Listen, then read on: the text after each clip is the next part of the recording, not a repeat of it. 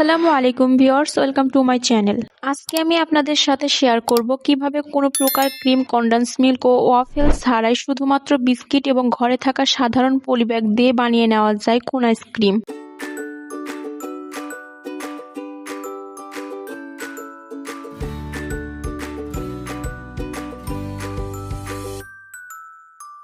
আমি প্রথমে 2 packet biscuit ব্লেন্ডারে নিয়ে নিচ্ছি। এবার একটু দুধ দিয়ে ভালোভাবে ব্লেন্ডার করে নেব।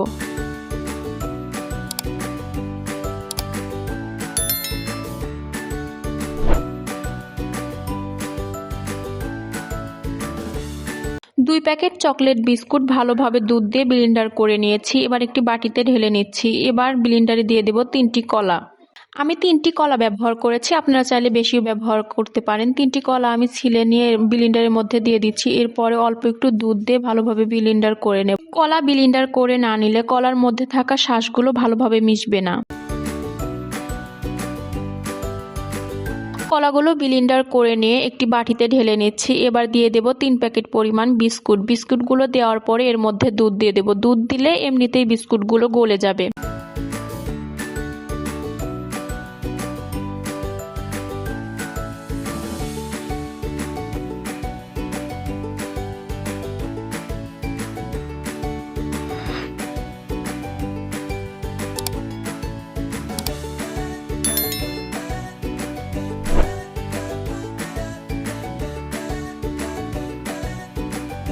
বিস্কুট, দুধ, কলার পেস্ট ভালোভাবে মিশিয়ে নিয়ে এর মধ্যে দিয়ে দিচ্ছি 2 টেবিল চামচ পরিমাণ চিনি। এবার চিনিটা দিয়ে ভালোভাবে আবারও মিশিয়ে নেব।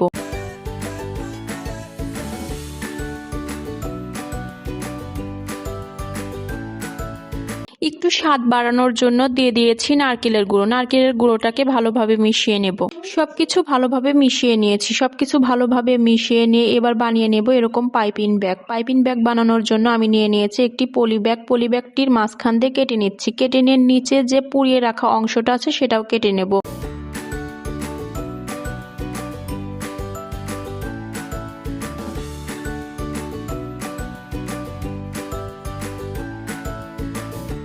এবার এরকম একটি চামচ নিয়ে নেব। চামচটিকে ভালোভাবে চুলার আঁচে গরম করে নিয়ে আমার দেখানো প্রসেস অনুযায়ী এভাবে টানলেই পাইপিং ব্যাগ হয়ে যাবে।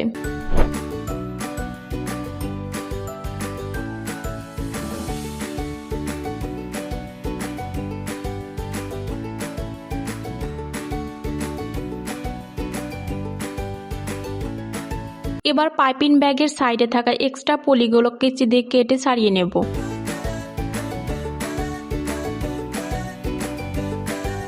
এবার পাইপিং ব্যাগটিকে একটি ছোট বয়মের মধ্যে দিয়ে দিচ্ছি। আপনারা যে জিনিসটার মধ্যে আইসক্রিমটাকে সেট করবেন সেইখানে এই পাইপিং ব্যাগটা দিয়ে দিন। এবার পাইপিং ব্যাগের মধ্যে দিয়ে দিচ্ছি আগে থেকে বানিয়ে রাখা চকলেট বিস্কুটের ব্যাটার। চকলেট বিস্কুটের ব্যাটারটা দিয়ে ভালোভাবে একটু ছড়িয়ে নিয়ে আবারও বয়মের মধ্যে বসিয়ে নিয়ে কলা দিয়ে যে বানিয়ে রাখা ব্যাটারটা আছে সেটা দিয়ে দেব।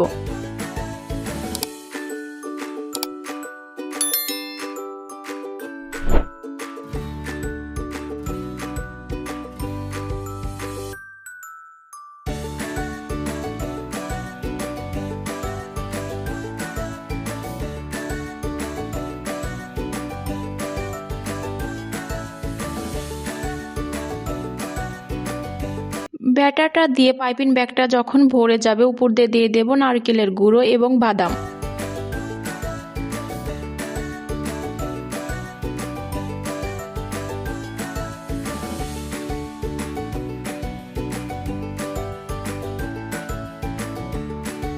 সকলের বোঝার সুবিধার্থে আমি আরও একটি দেখিয়ে দিচ্ছি। এভাবে আমি 4টি বানিয়েছিলাম।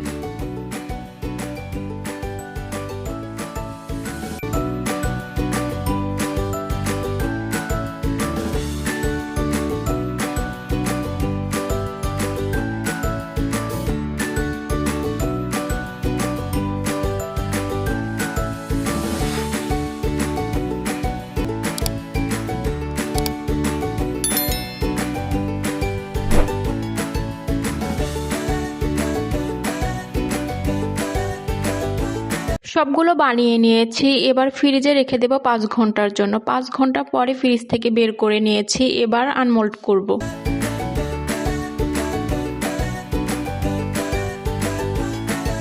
মোল্ড করে নিয়েছি। এবার উপর থেকে পাইপিং ব্যাগটাকে টানলেই খুলে যাবে।